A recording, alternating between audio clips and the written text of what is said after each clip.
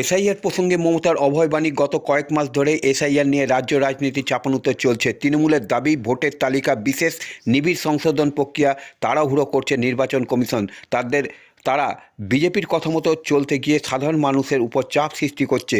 সাধারণ মানুষ বিএলও থেকে সরকারি আধিকারিক আত্মহত্যা করছে, অসুস্থ হয়ে মারা যাচ্ছে। সিঙ্গুর থেকে এই ইস্যুতেই বিজেপিকে নিশানা করলেন তৃণমূল নেত্রী তথা মুখ্যমন্ত্রী মমতা বন্দ্যোপাধ্যায়।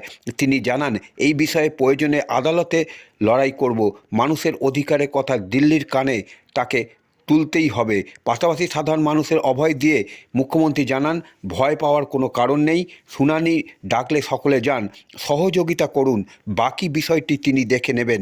মমতার কথায় ওরা ঔদ্ধত্য দেখাচ্ছে, অহংকার দেখাচ্ছে, সব অহংকার ভেঙে চূর্ণ করব। শুধু আপনারা আমাদের পাশে থাকুন, সুস্থ থাকুন, এই বলেই তিনি জানালেন সাধারণ মানুষকে।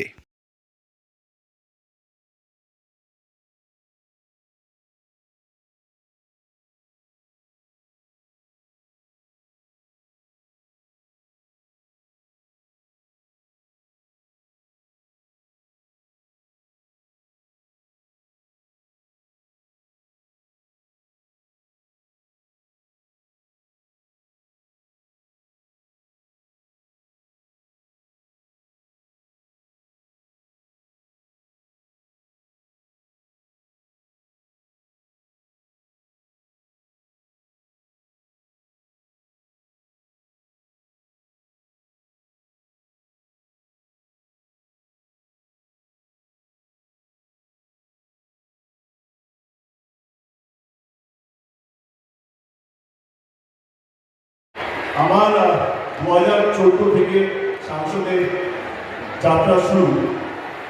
2014 এবং আজকে 26, এই 12 বছরে আজকে দিনটা হচ্ছে আমার সবচেয়ে বড় দিন দেব সাংসদ হিসেবে।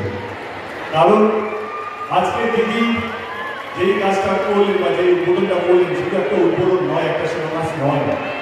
এটা ঢাকা লোকসভা কেন্দ্রের মানুষের দীর্ঘদিনের লড়াই, দীর্ঘদিনের স্বপ্নকে এমন একজন মুখ্যমন্ত্রী আসবে, এমন একজন সরকার আসবে, যে কেন্দ্র থেকে আসুক বা রাজ্য থেকে আসুক, তাদের এই কষ্টটা বুঝবে, তাদের এই যন্ত্রণাটা বুঝবে। যখনই বৃষ্টি আসে তখন দিনের পর দিন গ্রামগুলো জলের তলায় থাকে, ধানের চাষগুলো জলের তলায় চলে যায়, কত পশু পাখি, কতগুলো যান চলে যায়, কত মানুষ মারা যায়, সেটা আমি গত 12 বছর ধরে নিজের চোখে দেখেছি।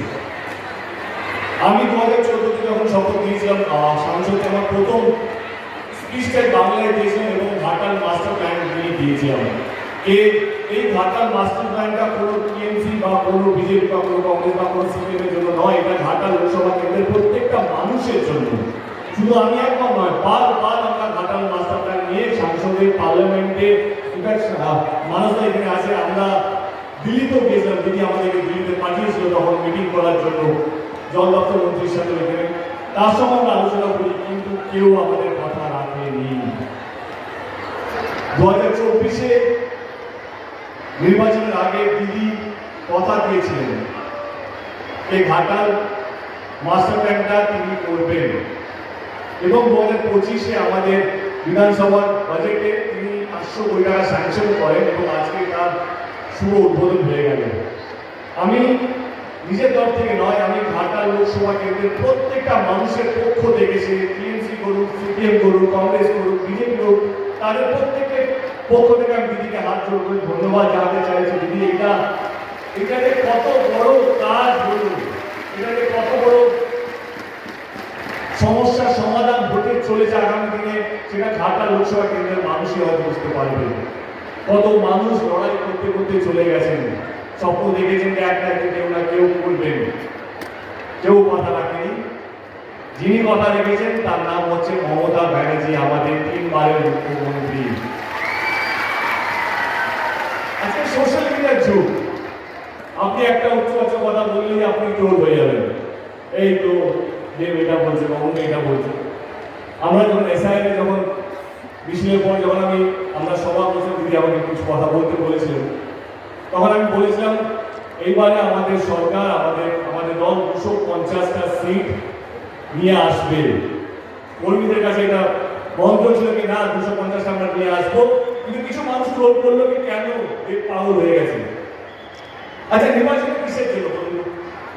যে দল মানুষের কাজ করবে,